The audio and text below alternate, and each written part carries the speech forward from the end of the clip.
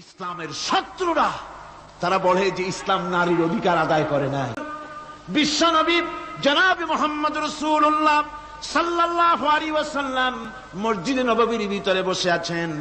এক বৃদ্ধা মহিলা মসজিদের মধ্যে প্রবেশ করলেন।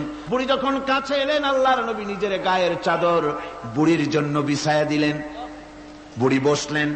এরপরে কথাবার্তা সারার পর বুড়ি যখন বিদায় হবেন, হুজুর আবার দাঁড়ালেন। বুড়ি মহিলা চলে গেলেন। সাহাবায়ে কেরাম বলেন, ইয়া রাসূলুল্লাহ, কিছুই বুঝলাম না, একজন বৃদ্ধা মহিলার জন্য বিশ্বনবী দাঁড়ান আর গায়ের চাদর বিছান, আমরা বড় আশ্চর্য হয়ে গেলাম। নবীজি বলেন, ও আমার সাহাবীরা, তোমরা জানো না, এই মহিলা কি চিনতে পারো নাই? আমি আমার মায়ের দুধ আমার জীবনে কিসমতে তেমন হয় নাই।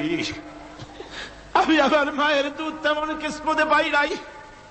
যার বুকে দুধ খেয়ে, যার কোলে কাখে চড়ে আমি বড় হয়েছি, আমার সেই দুধ মা ইনি হযরতে হালিমাতুস সাদিয়া।